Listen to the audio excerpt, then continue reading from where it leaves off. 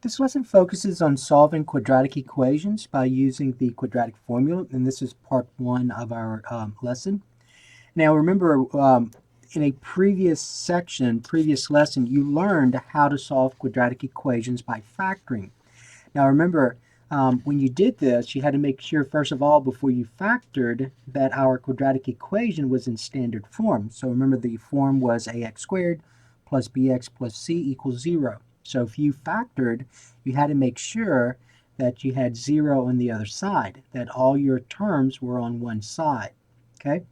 And this was called standard form. The same is going to be true when we use the quadratic formula, so just keep that in mind. So when you're asked to solve by factoring or solve using quadratic formula, you have to make sure it is in standard form. So you have to have all your terms on one side, 0 on the other. And remember, we always tended, when we factored, we always wanted to make sure that our coefficient of x squared, so a in this case, was positive. It helps if it is positive. Okay, keep that in mind. All right, now what we're going to do for the first part of part one, is we're going to review how to solve quadratic equations by factoring. Now remember, when we did this, we used the zero factor property. Okay, so let's look at the first one. So again, this is review by factoring. This lesson, though, the focus is using quadratic formula, but we're going to do a couple of problems by factoring. All right, number one, so let's suppose we had x squared minus 5x minus 24 equals 0. So I have this quadratic equation. So remember, you need to know what kind of equation you're dealing with in order to determine how you're going to solve it. Because when you get to college algebra, you're going to have all different kinds of equations to solve, and you have to know which one you're dealing with because the process is different for multiple of those. So it is in standard form. All right, so I can go directly to factoring. Now the GCF here is 1. Now remember, you always look for GCF when you factor. So the GCF is 1. So I'm going to go directly to, since this is quadratic trinomial, I'm going to factor as two binomials. And so let's see, we get x, 24. I want this to be negative though, so the signs are different. Remember all of that. And this would have to be negative, this would be positive. All right, and always check. So the outer is 3x, the inner is a negative 8x, and so when I combine those, I do get a negative 5x. All right, now remember, we're using a zero factor property to complete the rest of this. So I have two factors whose product is 0. So that means that one of these has to be 0. So I'm going to set each one equal to 0. So either x minus 8 equals 0 or x plus 3 equals 0. And so in this case, it's easy to solve since the coefficient of x is 1. Adding 8 to both sides, I get x to be 8. So that's one of my solutions. Over here, subtracting 3 from both sides, I get x to be negative 3. So those are your two solutions. Okay?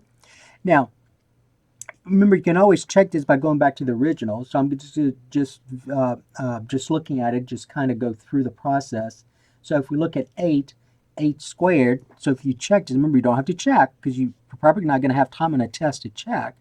So let's check x equal 8. So I go back to the original. So we have 8 squared minus 5 times 8 minus 24. And I want to see if that side's going to equal 0, right? All right, we'll just use a calculator. So in my calculator, you have in parentheses 8 squared, right?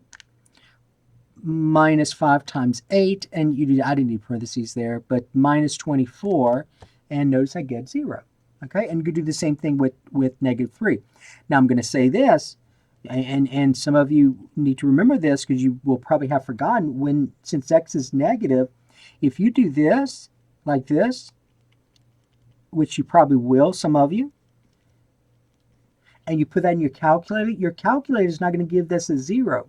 Because remember, what's being squared here? X is being squared, right? Now, I didn't need a parentheses here because 8 was positive. But since I have x being negative here, I need that in parentheses because according to this, if you remember your rule, negative 3 squared without parentheses, that's a negative 9. So when you put that in your calculator, if you put negative 3 and then square like this, like that, it gives you a negative 9. All right, because that's what you're telling it to do. You're telling it to square 3 first and then make it negative. Take the opposite of it. So you need that in parentheses. All right, so we need parentheses negative 3 parentheses squared minus 5 times negative 3. Make sure you use the negative button.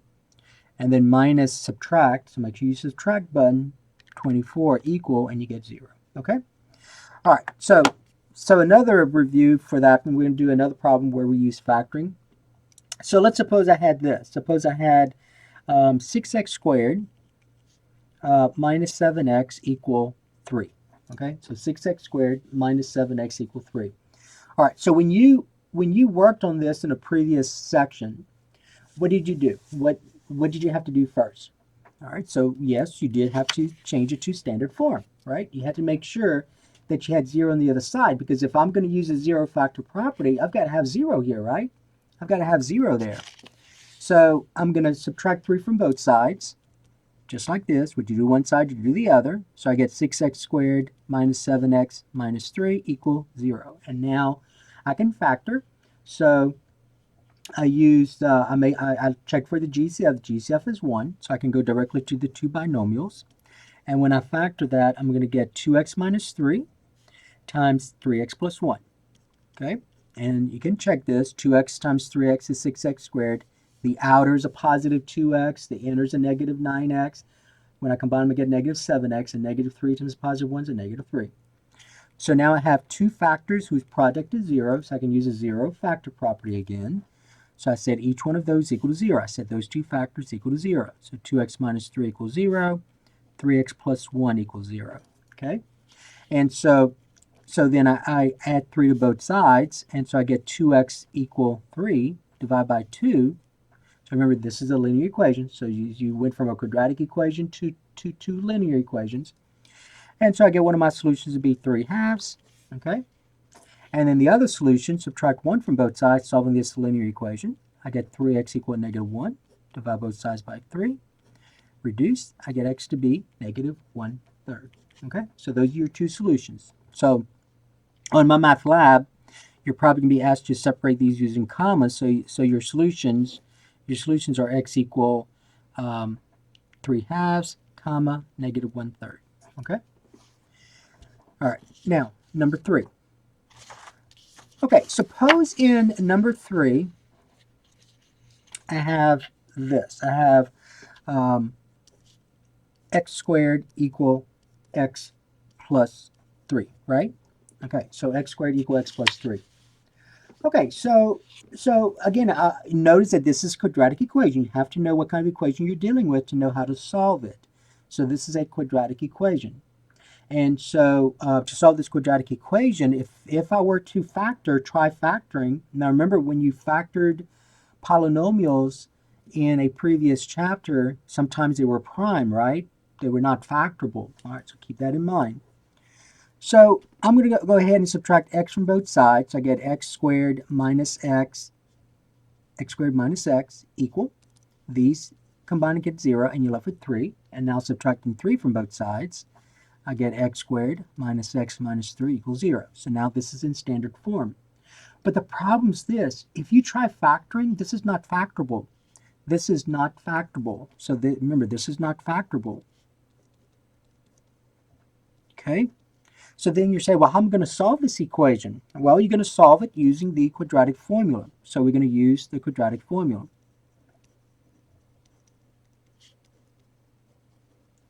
All right.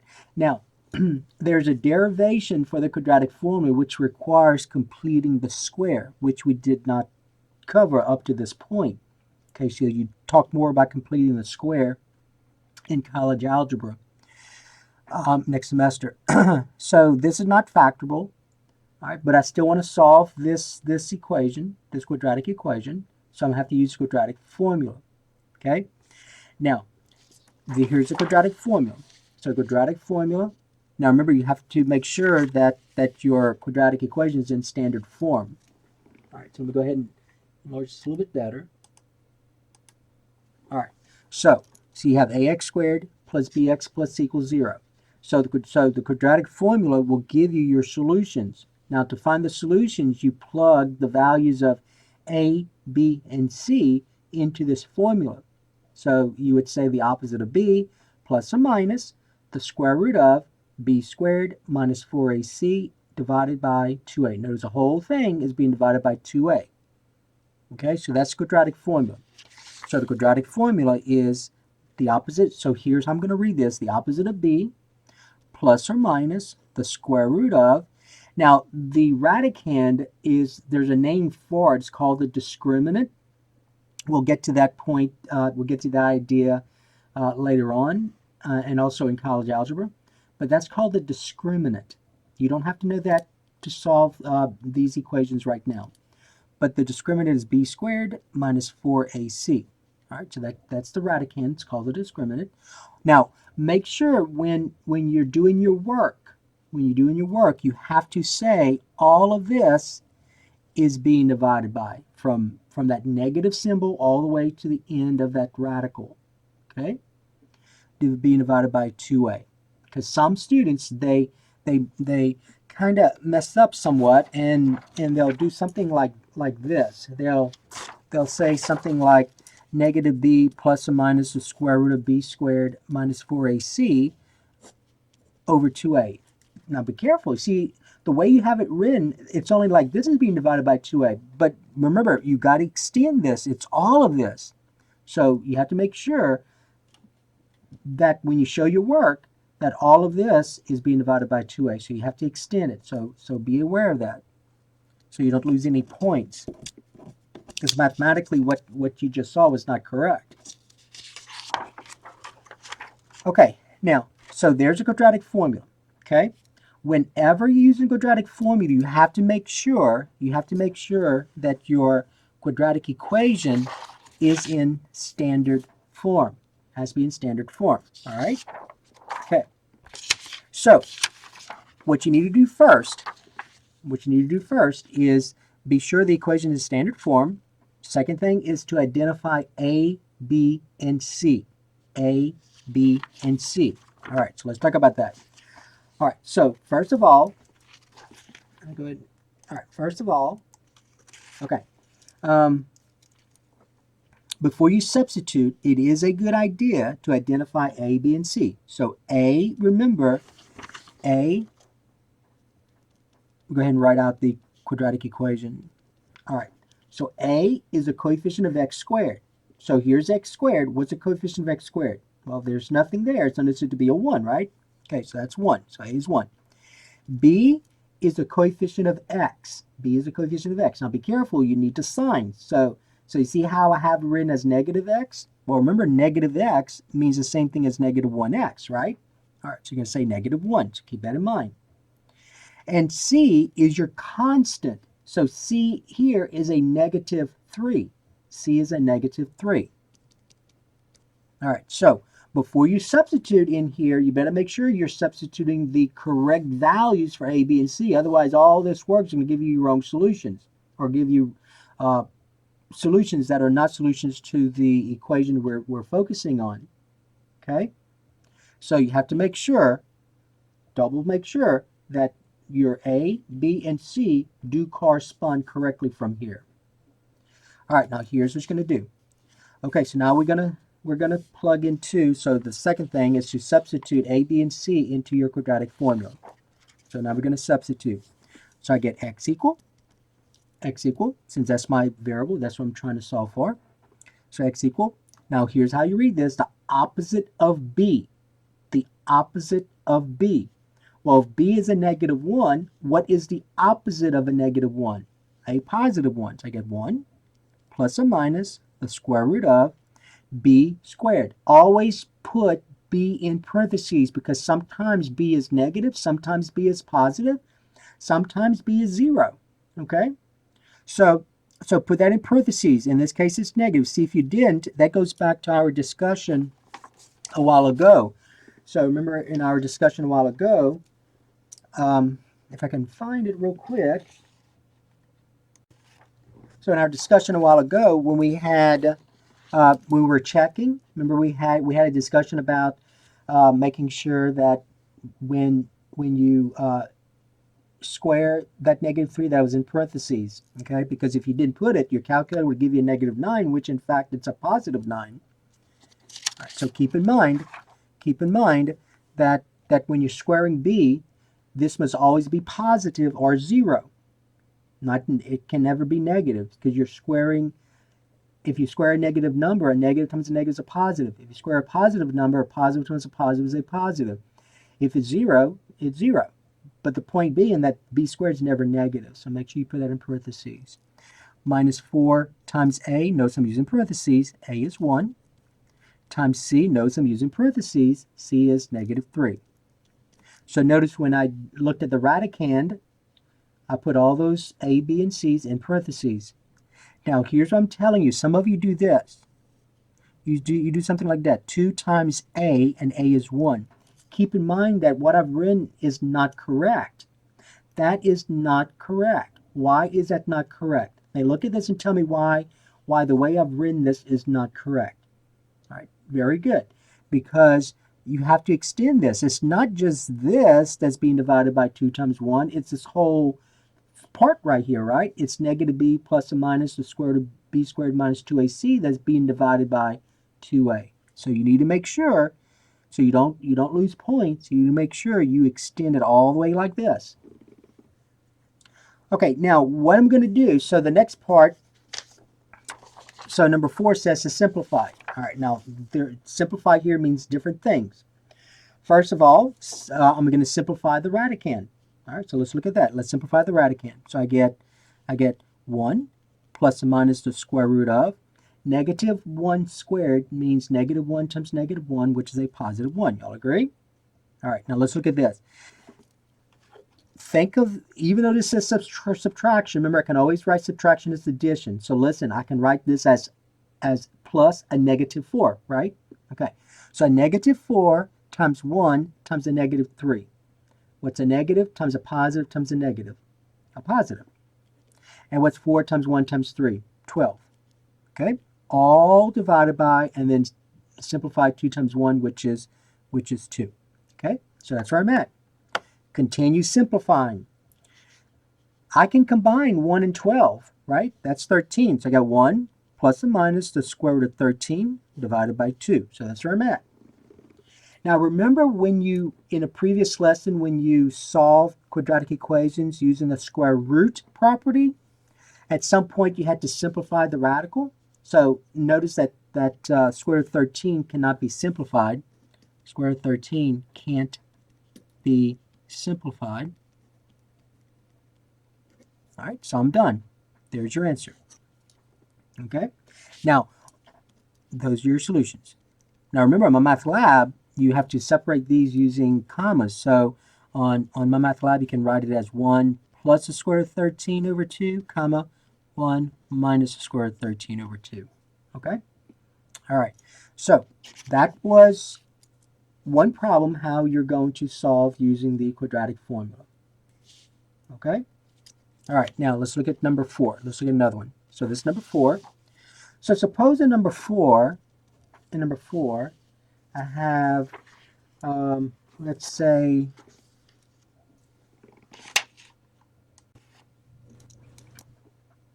okay, I have 4m squared minus 15 equal negative 7m. All right, so 4m squared minus 15 equal negative 7m. All right, so notice this is a quadratic equation. It is not in standard form. So let's go ahead and directly put it in standard form. Because whether you try to factor or use quadratic formula, it has to be in standard form. So let's put this in standard form, and let's put in descending order. All right, so when I add 7m to both sides, this is what you're really doing. You're adding 7m to both sides and put in descending order. I'm going to get 4m squared plus 7m minus 15 equal 0. Okay, so that's descending order. I have the square term listed first, then I have, see, the exponent is 2, then my next exponent of m is 1, and your constant is always last. All right, now I'm never going to worry about factoring because this probably could not be factored. All right, now you could use, and we haven't done that, but you can use a discriminant very easily to determine if it's factorable. But let's just go ahead and use the quadratic formula. So remember, the quadratic formula is the opposite of b. Always think about it like that, the opposite of b, plus or minus the square root of b squared minus 4ac all over the whole thing from negative to the end of the radical all over 2 times a. Okay? Now again, first thing you got to do before you substitute into here is determine what A, B, and C are. And you have to be very careful. You have to make sure that what you say A is, what you say B is, what you say C is correct. Otherwise, the values you get from here will not be solutions to this equation. All right, so what's A? So remember, A is a coefficient of m squared. So that's 4. B is a coefficient of m. So B is positive 7 here. And then what's C? So is C a negative 15 or is C a positive 15? It's a negative 15 because that's what your constant is, minus 15. Okay. Now we take those values that we just wrote and substitute it into your formula. So my solutions would be m equals, since my variable is m, say m equals the opposite of b. So b is 7. What's the opposite of 7? The opposite of 7 is a negative 7. Plus or minus the square root of b. I'm putting that in parentheses, just like we did in the previous problem. Put b, a, and c in parentheses. So b is 7. And I'm squaring it according to this, right? Minus 4 times a is 4, times c, which is negative 15. All divided by, notice I'm going from negative 7 all the way to the end. 2 times a is 4. All right, so that's what I have at this point. Now you got to simplify further. All right, so let's go ahead and deal with the radicand. So I got negative 7 plus or minus the square root of positive 7 times itself is a positive 49, right? Okay, now a negative, think of this as negative. Negative 4 times a positive 4 times a negative 15. So use your calculator. So a negative 4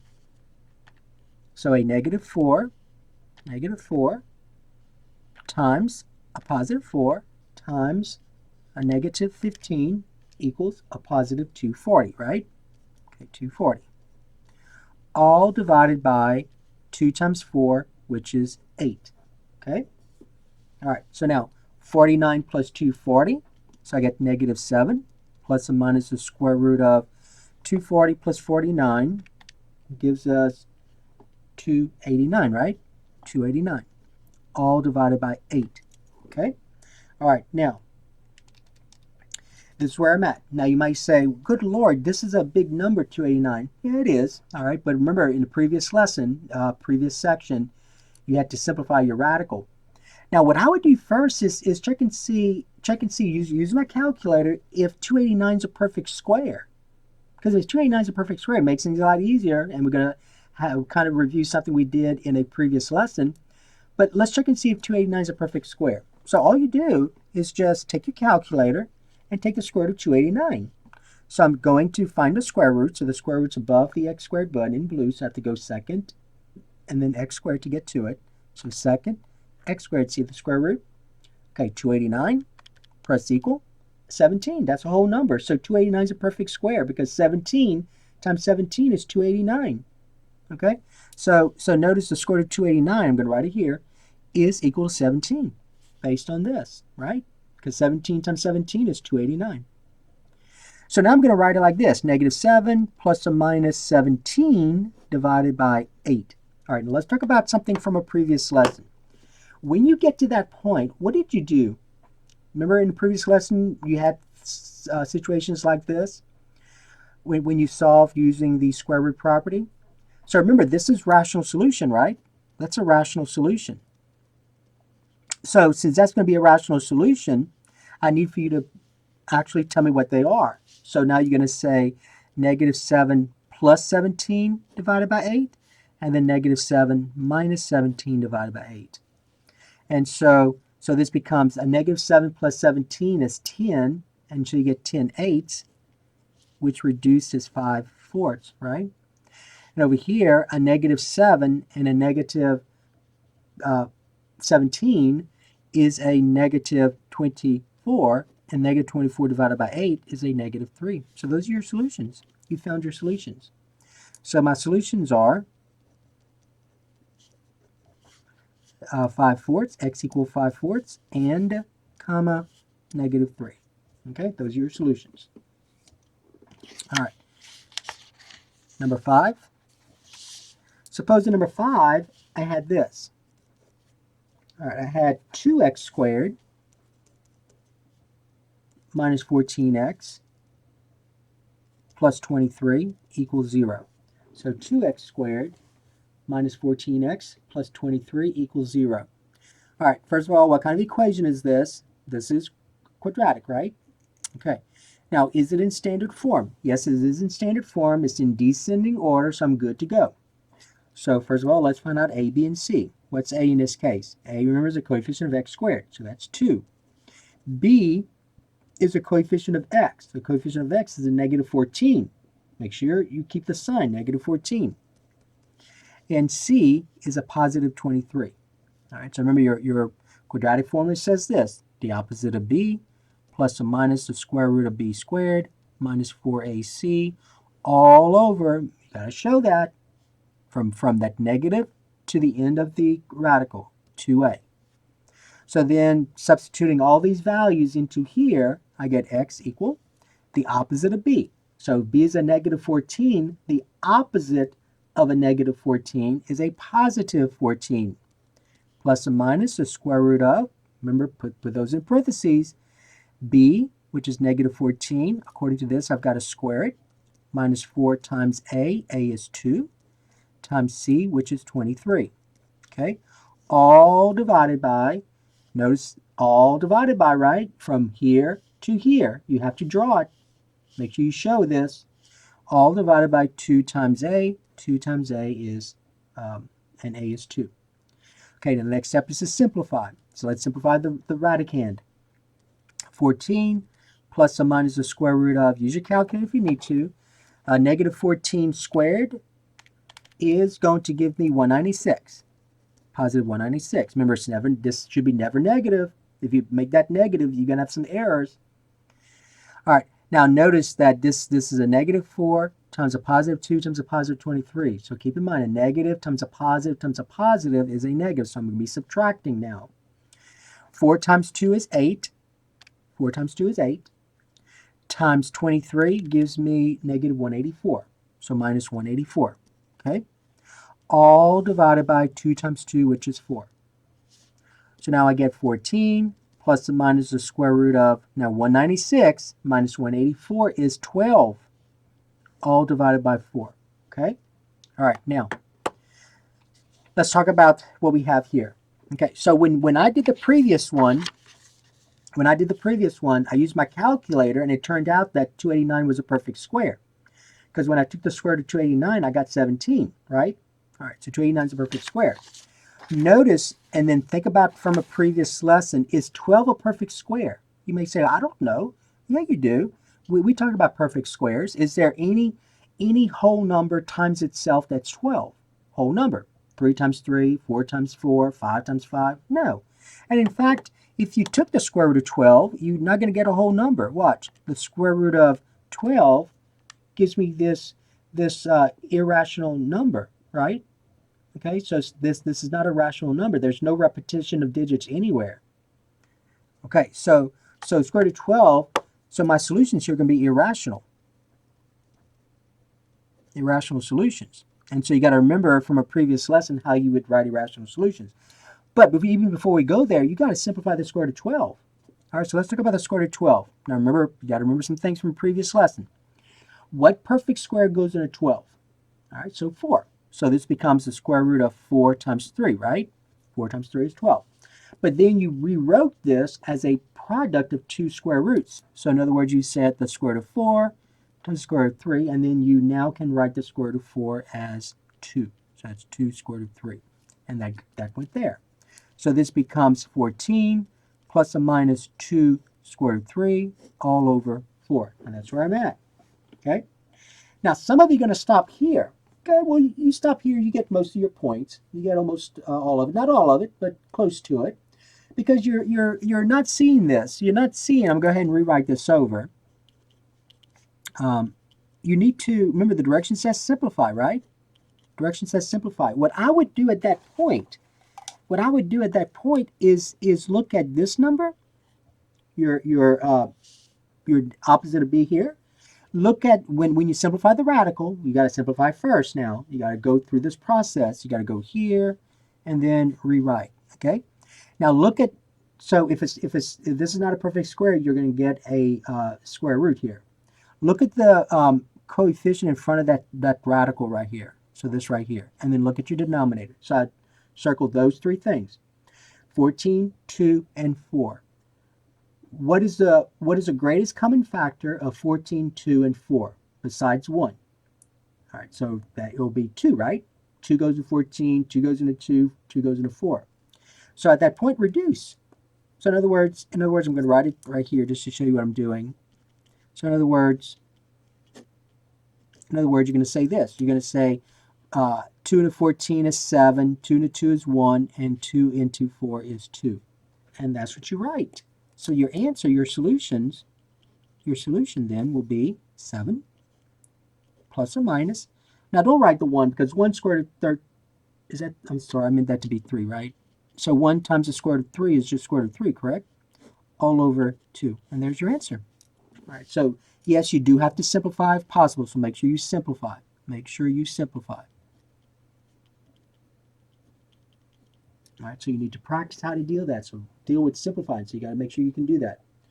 Now, on my math lab, they're going to ask you to write as two separate solutions. So you're going to say 7 plus the square root of 3 over 2, comma, 7 minus the square root of 3 over 2.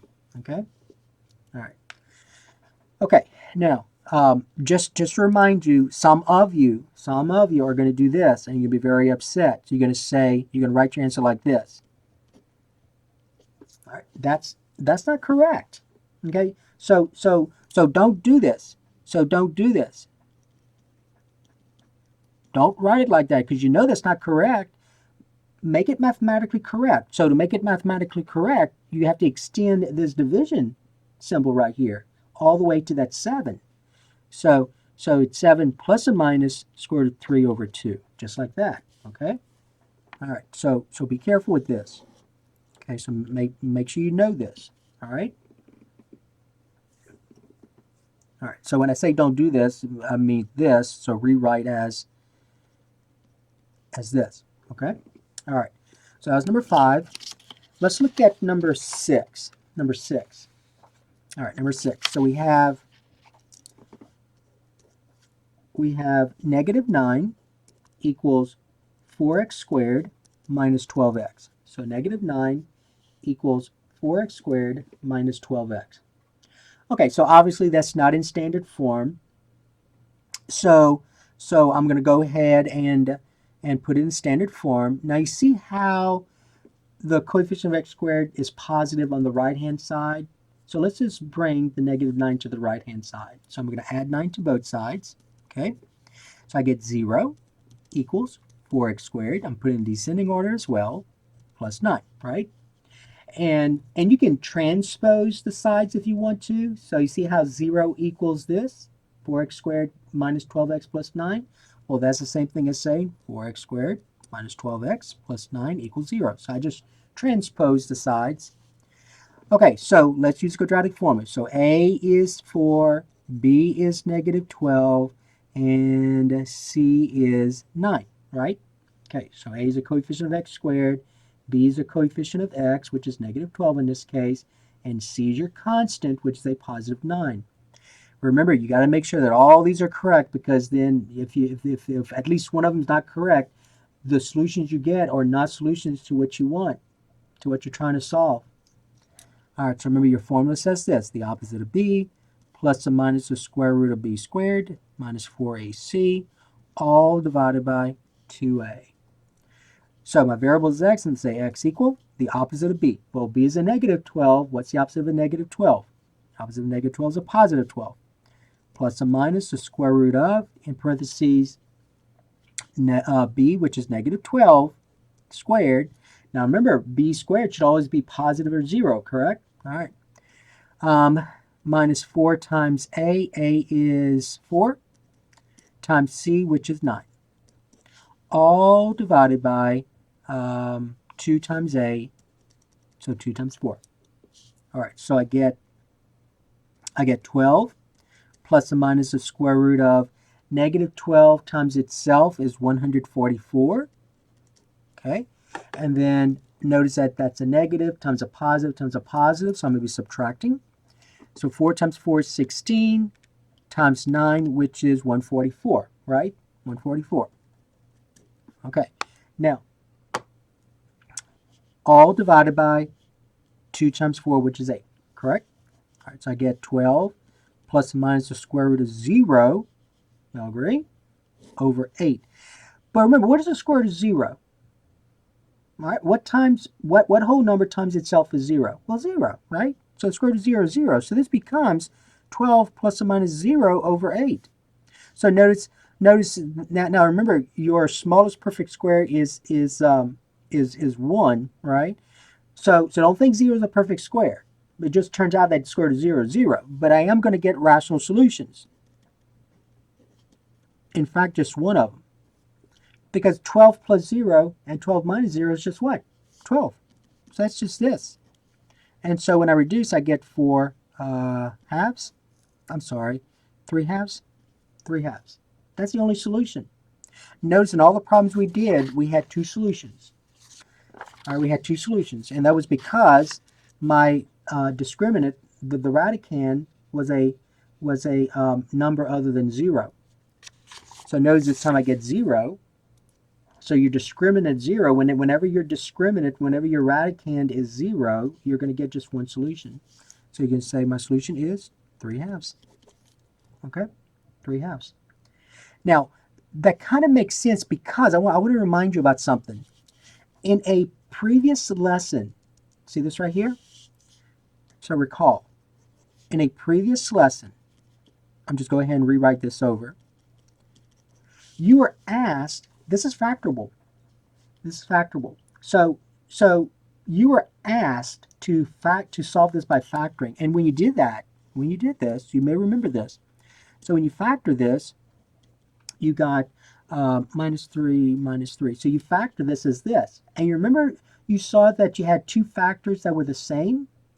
And so what we did at that point was, since those are the same, I just used one of them. So 2x minus 3 equals 0. So x would be 3 halves, right? Okay. So you just list them. You just listed once. It just means that this is a double root, and so in college algebra it does mean something. You're going to see that, and you just list it. So it's just one solution. Okay. Now let's look at this one. So this could be number 7. All right, number 7.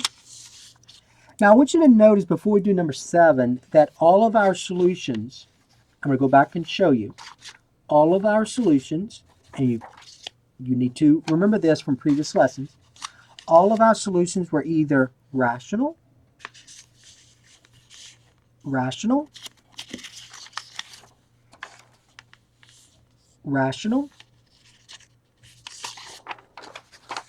this is what kind of solution? That is irrational, right? So those are irrational solutions. So these are irrational solutions. Irrational solutions.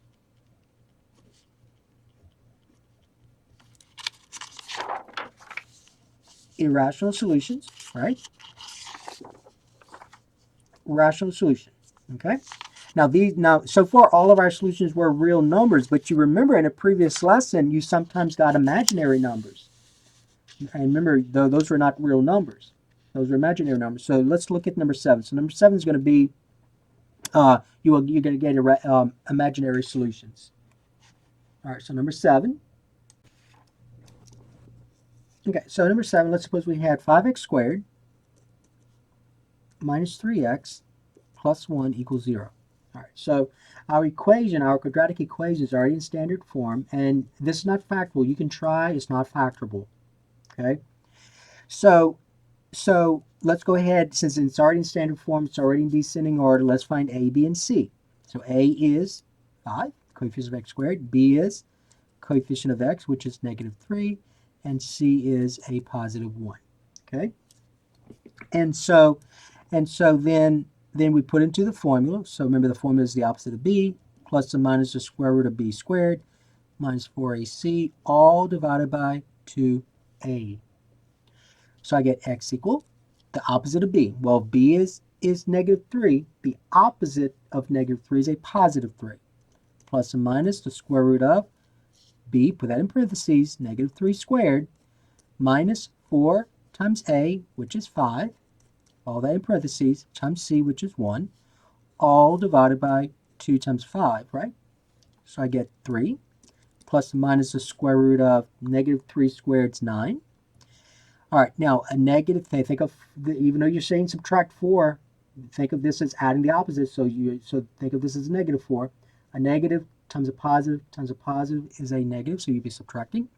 4 times 5 times 1 is 20, all divided by 10. So it becomes 3 plus and minus the square root of 9 minus 20 is negative 11, all over 10, right? So I get 3 plus and minus, and let's talk about the square root of negative 11. So square root of negative 11. So remember how we dealt with this. So that means the same thing as the square root of a negative 1 times the square root of 11, right? And we know that the square root of a negative 1 is an imaginary unit I, and then the square root of 11 I cannot simplify. So I get, I'm going to write it here. So I get 3 plus and minus I, square root of 11, all over 10. And you can't simplify this at all. So you're done. So that's your answer. All right, so remember, these are imaginary solutions. Imaginary solutions. Okay? Imaginary solutions. So those are not real numbers. So remember, these are not real numbers. Not real solutions. They're imaginary solutions. Okay, so not real solutions.